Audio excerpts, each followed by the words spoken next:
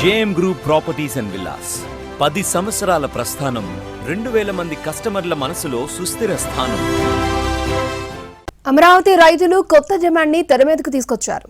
అభివృద్ధి కోసం ప్రభుత్వం సేకరిస్తున్న భూములకు ల్యాండ్ పూలింగ్ విధానాన్ని అమలు చేయాలని డిమాండ్ చేస్తున్నారు. సేకరణ కాకుండా సమీకరణ విధానం కోరుతున్నారు. ఇంతకీ అమరావతి డెవలప్మెంట్ పై ప్రభుత్వం ఆలోచన ఏంటి? అన్నదాతల విన్నపాలేంటి? అమరావతి అభివృద్ధిలో భాగంగా రైల్వే లైన్ల కోసం అమరావతి, తాడికొండ మండలాల పరిధిలో భూములు కోల్పోతున్నారు రైతులు. గుంటూరు జిల్లా నంబూరు నుంచి తెలంగాణలోని ఎర్రుబాలెం వరకు రైల్వే నిర్మాణానికి కేంద్ర ప్రభుత్వం గ్రీన్ సిగ్నల్ ఇచ్చింది. మరోవైపు అభివృద్ధిలో భాగంగా ప్రభుత్వం రింగ్ రోడ్లు, ఇతర ప్రధాన రహదారుల ఏర్పాటు మీద కూడా దృష్టి పెట్టింది.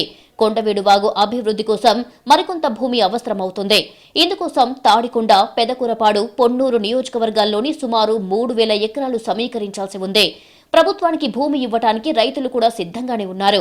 అయితే భూసేకరణ విధానంలో కాకుండా సమీకరణ విధానంలో తీసుకోవాలి అన్నది వారి ప్రధాన డిమాండ్. ఈ 3 నియోజకవర్గాలకు చెందిన రైతులు ఇప్పటికే నేతలను కలిసి విజ్ఞప్తులు కూడా చేశారు. కేంద్ర ప్రభుత్వం చెప్పిన విధంగా భూసేకరణ విధానంలో అయితే ఎకరం సుమారుగా 25 లక్షలు ఉంటుంది. ప్రభుత్వ రేటు ప్లస్ 2 రెట్లలో కలిసి నిబంధన ప్రకారం 75 లక్షలు మాత్రమే రైతుకు ఎకరానికి వస్తాయి. కానీ మార్కెట్ రేట్లు చూస్తే ఇక్కడ 3 కోట్ల పైనే ఎకరా భూమి ధర పలుకుతుంది. దీంతో ల్యాండ్ పూలింగ్ విధానంలో భూములు తీసుకుంటే తమకు మేలు జరుగుతుందని అంటున్నారు. ప్రభుత్వం వారు రైల్వే జోన్ గురించి నోటిఫికేషన్ జారీ చేస్తున్నారు. మా గ్రామంలో 64 ఎకర్స్తో పాటు రెడ్ జోన్లో పెట్టిన 700 ఎకరాలు, 700 మంది రైతులు ఇబ్బందులు పాలవుతున్నారు. అందువలన మా వారు అంతా కలిసి ఈ ఒక గ్రామ సభ నిర్వహించుకొని పులింగ్లు ఇవ్వాలని నిర్ణయించుకున్నారు. పులింగ్లో అయితే మాకు ఎంతో కొంత మేలు జరిగిద్దనే భావనతో రైతులందరూ ఉన్నారు. ఇవాళ ప్రజెంట్ మార్కెట్ వచ్చి 4 కోట్ల రూపాయల దాకా మాకు జరుగుతుంది.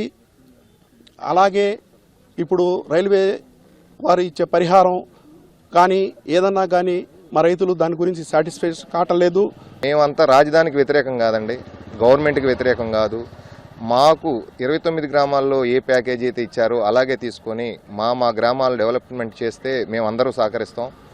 మా విలువ ఇక్కడికి వచ్చేటప్పటికి వాళ్ళు ఇచ్చే విలువలో 25% అండి వాళ్ళు ఇస్తానంటుంది.